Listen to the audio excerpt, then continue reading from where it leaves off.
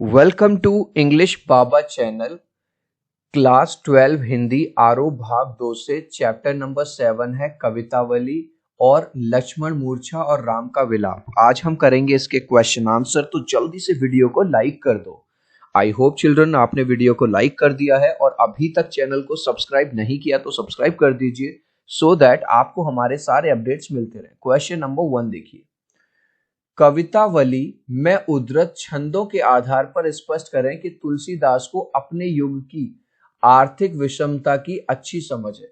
Children, इसका मतलब समझो। आर्थिक विषमता, आर्थिक विषमता मतलब कि समाज में बहुत ज्यादा गरीबी थी, लोग बहुत ज्यादा गरीब थे, लोगों के पास कोई बिजनेस नहीं था और फार्मर के पास खेती करने के लिए खेत नहीं थे, लोगों नौकर के पास नौकरी नहीं थी।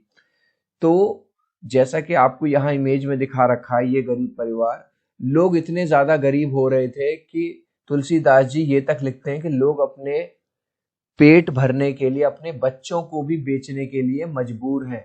ठीक है, दो पैसे बस उन्हें कैसे भी मिल जाएं, उसके लिए चाहे वो काम सही हो या गलत हो, वो करने के लिए तैयार है। तो आंसर कैसे लिखोगे? तुलसीदास के समय भी आर्थिक विषमता थी। विषमता मतलब बहुत लोग गरीब थे। किसान के पास खेती करने के लिए साधन नहीं थे। भाई, खेती करने के लिए आपको ट्रैक्टर चाहिए, टूल्स चाहिए, वो नहीं थे। व्यापारी जो वर्ग जो था, उनके व्यापार जो बिजनेस थे खत्म होते जा रहे थे। नौकर लोगों के पास नौकरी नहीं थी। तुलसीदास जी तो यहां तक कहते हैं कि लोग अपनी भूख को संतुष्ट करने के लिए उचित एवं अनुचित दोनों ही कार्य करते हैं। मतलब फिर चाहे वो सही हो फिर या वो गलत काम हो, लोग इतने ज्यादा मजबूर हो चुके हैं कि अब वो ये नहीं देख रहे कि कौन सा काम सही है और कौन सा काम गलत है। गरीबी के कारण लोग अपने बच्चों को बेचने के लिए भी मजबूर थे। मतलब लोग इतने ज्यादा परेशान हो गए थे कि कैसे भी पेट भरा जाए, चाहे अपने बच्चों को ही बेचना पड़े। नेक्स्ट, पेट की आग का शमन ईश्वर यानी राम भक्ति का मेघ ही कर सकता है। तुलसी का यह काव्य सत्य क्या इस समय भी युग सत्य है? तर्क संगत उत्तर दीजिए। चिल्ड्रन, तुलसीदास जी भगवान श्री राम के भक्त थे। वो ये कहते हैं कि अगर आपका खराब समय चल रहा है, आपको भूख लग रही है, आपका जो पेट है वो तो केवल भगवान श्री राम ही भर सकते हैं, तो आप भक्ति करिए। और वो ये उदाहरण देते हैं कि जिस तरह से जंगल की जो आग लग जाती है, चिल्ड्रन आपने सुना होगा जंगल में बहुत भयंकर आग लगती है, या तो वो पूरे जंगल को जला के खाक कर देती है, या फिर केवल जो बारिश है, मेघ यानी बारिश ही उस आग को बुझा सकती है।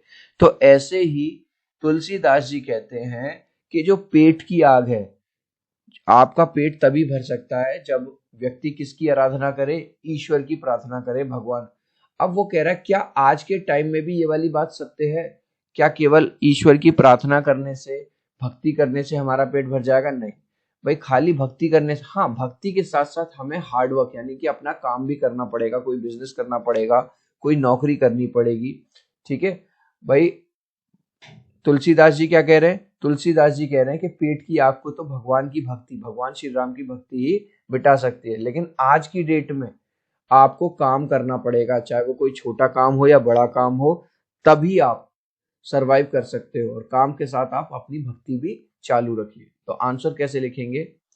तुलसीदास जी कहते हैं जिस प्रकार जंगल की आग को मेघ अर्थात बारिश बुझा देती है। देख रहे हो यहाँ पे, जो जंगल की आग है उसको कौन बुझा सकता है? मेघ यानी बारिश बुझा सकती है। उसी प्रकार पेट की आग को भगवान की भक्ति ही बुझा सकती है। जो हमारी गरीबी है उस गरीबी को भगवान ही दूर कर सकते हैं। ऐसा तुलसीदास जी क्यों कह रहे हैं? क्योंकि तुलसीदास जी भगवान श्री राम के परम भक्त थे। फिर वो हमसे एक और क्वेश्चन कह रहा है, क्या आज के समय में भी ये वाली बात सत्य होगी? नहीं, आज के समय में तो भैया आपको काम करना ही पड़ेगा, बिना काम के आप दो पैसे नहीं कमा सकते। तो भगवान की भक्ति के साथ साथ काम भी करना। आज के समय में केवल भक्ति से काम नहीं चलेगा, पेट पालने के लिए कड़ी मेहनत भी करनी पड़ेगी। तुलसी ने यह कहने की जरूरत क्यों समझी? धूत कहो अवधूत कहो, राजपूती कहो जुल्हा कहो, कहो को काहू की बेटी सो बेटा ना ब्याह, काहू की जाति बिगाड़न न सोए। अब जो तुलसीदास जी वो खुद भी बहुत गरीब थे, ठीक है, और वो सारा दिन क्या करते थे? भगवान की भक्ति करते थे। और उनका खुद का जीवन कैसे चलता था? भिक्षा मांग के बस। तो लोग उन्हें उल्हाने देते थे। तो तुलसीदास जी लोगों से ये कह रहे हैं, भैया तुम मुझे बुरा कहो, भला कहो, मुझे छोटी जाति का कहो, बड़ी जाति का कहो, राजपूत कहो, जुलाहा कहो, मेरे पे किसी भी बात का कोई भी असर नहीं पड़ने वाला, क्योंकि मैं तो भगवान श्री राम की भक्ति में लीन हूं। और हाँ, तुम जो मेरी जाति खराब कर रहे हो या तुम्हारे कहने से मेरे पे, तो मुझे कौन सा अपनी लड़की की शादी तुम्हारे किसी के लड़के से करनी है जो तुम्हारी जाति खराब होगी। अब यहाँ पे जाति खराब होने का मतलब क्या है चिल्ड्रन, आपको पता होगा लेडीज का यूजुअली जो सरनेम होता है वो शादी के बाद बदल जाता है। तो आंसर कैसे लिखेंगे आप? तुलसीदास जी कहते हैं चाहे कोई मुझे किसी भी जाति का कहे, मुझे कोई असर नहीं पड़ता, है ना, मुझे कोई फर्क नहीं पड़ता। तुलसीदास जी क्या कह रहे हैं कि मुझे कोई किसी भी जाति का कहे, मुझे कोई असर नहीं पड़ता, क्योंकि मैं तो केवल श्री राम की भक्ति करना जानता हूं। मैं क्या जानता हूं? मैं तो अपने भगवान को जानता हूं और उनकी भक्ति करना। इसके साथ वो यह भी कहते हैं मुझे कौन सा अपनी बेटी की शादी, भाई मुझे कौन सा अपनी बेटी की शादी किसी के बेटे से करनी है कि सामने वाले की जाति खराब होगी। तो वो लोगों से कह रहे हैं कि मुझे मेरे हाल पे छोड़ दीजिए, मेरे बारे में चिंता करना बंद कर दीजिए, मुझे कोई भी असर, कोई भी प्रभाव मेरे ऊपर नहीं पड़ रहा। नेक्स्ट, अभी जो हमने कहा दूध कहो कुछ भी कहो वाले छंद में ऊपर से सरल व निरी दिखाई देने वाले तुलसी की भीतरी असलियत का स्वाभिमानी भक्त हृदय की है, आप इससे कहां तक सहमत हैं? एक तरफ तो तुलसीदास जी कहते हैं कि मुझे कोई भी असर नहीं पड़ता है, और वो ये कहते हैं, हमसे पूछ रहा है क्वेश्चन, लेकिन चाहे वो कितने भी गरीब हों, लेकिन वो स्वाभिमानी भक्त है। मतलब अब हमने कई बार पढ़ लिया कि जो तुलसीदास जी थे भगवान श्री राम के प्रिय भक्त थे, बहुत गरीबी में उनका जीवन बीता, ठीक है, और पेट भरने के लिए भी वो भिक्षा लेते थे। भिक्षा मतलब एक तरह से भीख मांग के अपना जीवन बिताते थे, जो मिल गया, मतलब ऐसा नहीं कि लालच ज्यादा से ज्यादा आजकल की भिखारियों की तरह कि ये भी दे दो वो भी दे दो, बस अपना पेट भरने के लिए। लेकिन वो जब भगवान श्री राम की भक्ति करते हैं तो वो ये कहते हैं कि भगवान मेरे ऊपर जो आप दया करना ना, वो अपना भक्त समझ के करना, आपका सच्चा भक्त हूं मैं, भिखारी समझ के या दीनहीन समझ के मेरे ऊपर दया मत करना, मेरे ऊपर जो कृपा करो आप भगवान श्री राम, मेरे ऊपर जो कृपा करें यानी तुलसीदास जी के ऊपर, वो मुझे सच्चा भक्त मान के करें। तो यानी कि ये पता चलता है कि भले से वो गरीब है, भले से खाने के लिए अन्न नहीं है उनके पास, लेकिन स्वाभिमानी है वो पूरी तरह से। आंसर कैसे लिखेंगे? तुलसीदास जी का जीवन गरीबी में बीता, लेकिन उन्होंने अपने स्वाभिमान को जगाए रखा, अपने स्वाभिमान को कभी नहीं छोड़ा। उन्होंने अपनी स्वाभिमानी भक्ति का परिचय देते हुए श्री राम से यही कहा कि मुझ पर कृपा करो तो भक्त समझ कर करना, मैं आपका भक्त हूं क्योंकि मैं आपकी भक्ति करता हूं, मुझे कोई याचक या भिखारी समझकर कृपा मत करना अपनी। नेक्स्ट, अब आपको कुछ क ख ग घ ये दिए गए हैं और इनसे कहा जा रहा है कि इनकी व्याख्या करो, इनका मतलब बताओ। तो सबसे पहले हम क देखते हैं। मम हित लाग तजेहु पितु माता, सहेहु विपिन हिम आतप बाता, जो जन तेऊ जन बंधु बिछोऊ, पितु बचन मानतेहु नहीं ओहु। चिल्ड्रन, इसी का नेक्स्ट पार्ट है राम लक्ष्मण मूर्छा और राम का विलाप। अब आपने रामायण पढ़ी होगी, देखी होगी, जब युद्ध में लक्ष्मण भगवान को शक्ति लग जाती है और वो मूर्छित हो जाते हैं, ना बोलते हैं, ना उठते हैं, ना बातें करते हैं, तो भगवान श्री राम रो रहे हैं, विलाप कर रहे हैं, और वो कह रहे हैं कि मेरे इस छोटे भाई ने मेरे लिए किसको छोड़ दिया? माता पिता को भी छोड़ दिया, महलों को भी छोड़ दिया, मेरे लिए। ये चाहता तो राजमहल में रह सकता था, क्योंकि पिता ने जो वचन दिया था वो तो मुझे दिया था वनवास, इसको थोड़ी ना दिया था लक्ष्मण को। लेकिन मेरी वजह से ये क्या सह रहा है? मतलब गर्मी सह रहा है, ताप सह रहा है, बर्फ सह रहा है, ठीक है। अगर मुझे ये पता होता कि मेरे भाई को ऐसे दुख सहना होगा या उसको मूर्छित हो जाएगा वो, तो मैं पिता के वचन को कभी ना मानता या इसको मैं कभी भी लेके ना आता।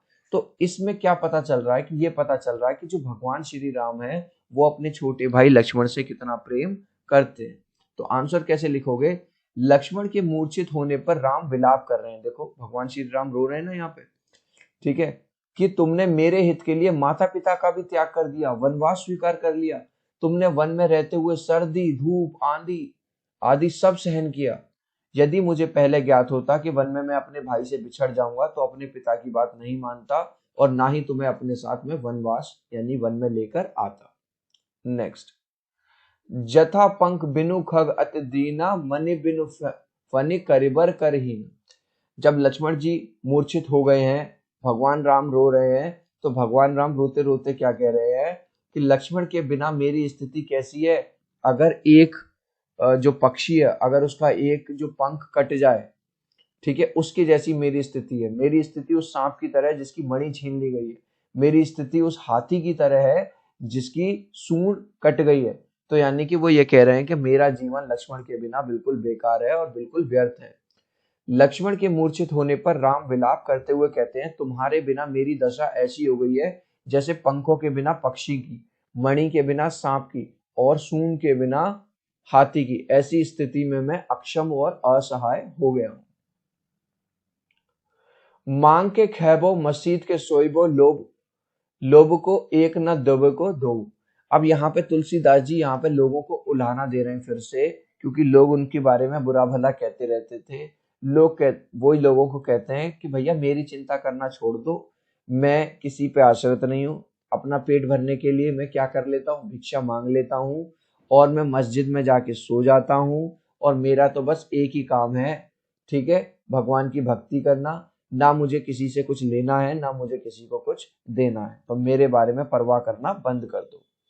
तुलसीदास जी कहते हैं कि समाज की बातों का उन पर कोई प्रभाव नहीं पड़ता, वे किसी पर आश्रित नहीं है, मतलब मैं किसी पर डिपेंडेंट नहीं हूं। वे तो राम के सेवक हैं, बस जीवन निर्वाह करने के लिए भिक्षावृत्ति करते हैं, देख लो, मस्जिद में सो जाते हैं और उन्हें संसार से कोई लेना देना नहीं है। ऊंचे नीचे करम, धर्म अधर्म करी, पेट को ही पचत, बेचत बेटा बेट की। ये हमने ऑलरेडी पढ़ लिया है स्टार्टिंग में। वो बता रहे हैं कि लोग इतने ज्यादा परेशान हो गए हैं पेट की आग बुझाने के लिए अपनी गरीबी के, कि वो ये भी नहीं देख रहे कि वो धर्म का काम कर रहे हैं या अधर्म का, मतलब वो सही काम कर रहे हैं या गलत काम। बस पेट की पूजा, मतलब पेट भरने के लिए वो गलत सही हर तरह का रास्ता अपनाने के लिए तैयार हैं। यहाँ तक कि लोग अपने बेटा बेटी को भी बेचने के लिए तैयार हैं, किसी तरह से उन्हें कुछ पैसे मिल जाएं और वो अपना पेट भर सके। तो क्या लिखेंगे, लोग छोटे बड़े गलत सही सभी तरह के कार्य कर रहे हैं क्योंकि उन्हें अपनी भूख मिटानी है। पेट की आग को शांत करने के लिए वे अपना बेटा बेटी अर्थात संतानों को भी बेचने के लिए विवश हैं, मजबूर हैं। भात्र शोक में हुई राम की दशा को कवि ने प्रभु की नर लीला की अपेक्षा सूची मानवीय अनुभूति के रूप में रचा है। इस वाली बात को सोचो कि जब लक्ष्मण जी को शक्ति लग गई, मूर्छा हो गए, वो मूर्छित हो गए, भगवान श्री राम रो रहे हैं, तो वो पूरी तरह से इस तरह से रो रहे हैं जिस तरह से एक साधारण मनुष्य, मैं और आप, रोते हैं, बिलखते हैं। अब यहाँ पे हमारे समझने वाली बात यह है चिल्ड्रन, कि जो भगवान श्री राम है वो साधारण तो है नहीं, वो तो तीनों लोकों के स्वामी है, साक्षात भगवान विष्णु का अवतार है। लेकिन जब उन्होंने अपनी नर लीला करी, यानी कि मानव रूप में वो आए, तो उन्होंने सारे काम एक साधारण मानव के रूप में किए, भगवान के रूप में नहीं। जिस तरह से साधारण मानव का कोई बिछड़ जाता है, कोई मर जाता है तो वो विलाप करता है, ठीक है, उसी तरह से वो भी रो रहे हैं। तो क्या आप इस वाली बात से सहमत हैं? हम पूरी तरह से सहमत हैं। क्यों? भगवान ने कौन सी लीला करी है? नर लीला। नर मतलब इंसान के रूप में, और इंसान जिस तरह से सुखी होता है, दुखी होता है, वो सब उन्होंने किए। और तभी तो वो कहते हैं कि मैं तुम्हारे बिना बिल्कुल इसकी तरह हूं जैसे किसी पक्षी का पंख कट गया हो, किसी सांप की मणि छीन ली गई हो, किसी हाथी की सूंड काट ली हो। तो आंसर कैसे लिखेंगे? हम इससे पूरी तरह सहमत हैं, जबकि राम कोई साधारण पुरुष नहीं थे बल्कि साक्षात भगवान विष्णु के अवतार थे, परंतु वे अपनी नर लीला में बिल्कुल एक साधारण व्यक्ति के समान अपने छोटे भाई लक्ष्मण के मूर्छित होने पर रो रहे हैं, विलाप कर रहे हैं। शोकग्रस्त माहौल में हनुमान के अवतरण को करुण रस के बीच वीर रस का आविर्भाव क्यों कहा गया? इस चीज को समझो, इस चीज को यहां पे समझो। यहां पे चिल्ड्रन, जब लक्ष्मण जी को शक्ति लग गई थी और वो मूर्छित हो गए थे, तो ना केवल भगवान श्री राम बल्कि पूरी वानर सेना सब रो रहे हैं, सब विलाप कर रहे हैं, सब शोकग्रस्त हो गए, मतलब सब दुखी हैं। जबकि उन्हें युद्ध भी लड़ना है, युद्ध चल रहा है। भाई युद्ध में तो वीर रस चाहिए ना, वीरता चाहिए, लड़ाई होनी चाहिए, है ना। लेकिन जैसे ही हनुमान जी आते हैं और वो संजीवनी बूटी लाते हैं और लक्ष्मण जी सही हो जाते हैं, सबका जो शोक है वो खत्म हो जाता है, सबका जो दुख है वो खत्म हो जाता है, क्योंकि और सब लोग खुश हो जाते हैं और तुरंत सबके अंदर एक नई ऊर्जा आ जाती है कि अब हम लड़ाई के लिए तैयार हैं, हमारा योद्धा हमारे लक्ष्मण जी अब वापस आ गए हैं। तो आंसर कैसे लिखोगे? हनुमान लक्ष्मण के इलाज के लिए संजीवनी बूटी लाने हिमालय पर्वत गए थे। उन्हें आने में देर हो रही थी। इधर श्री राम व्याकुल हो रहे थे। उनके विलाप से वानर सेना में शोक की लहर हो गई।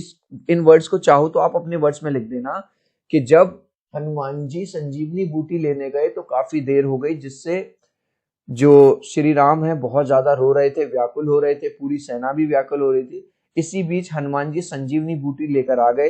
संजीवनी बूटी पीते ही लक्ष्मण जी ठीक हो गए। लक्ष्मण जी के उठने से श्री राम का शोक समाप्त हो गया और सेना में भी उत्साह की लहर दौड़ गई। ठीक है, तो अभी तक जो शोक में डूबे हुए थे वो अब उत्साह में, वीर रस आ गया।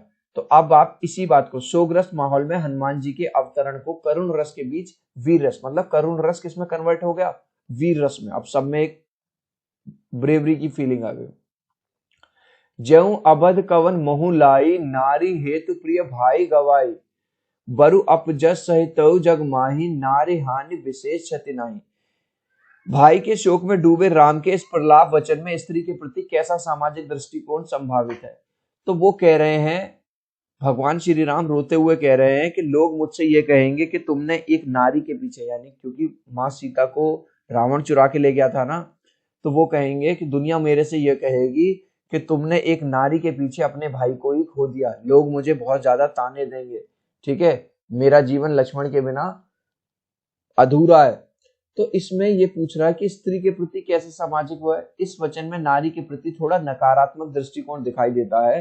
राम ने अपनी पत्नी के खो जाने से बढ़कर लक्ष्मण के मूर्छित हो जाने को महत्व दिया है। तो भगवान श्री राम कहते हैं नारी मेरे लिए इंपॉर्टेंट है, लेकिन मेरे लिए जो ज्यादा इंपॉर्टेंट है वो है मेरा भाई।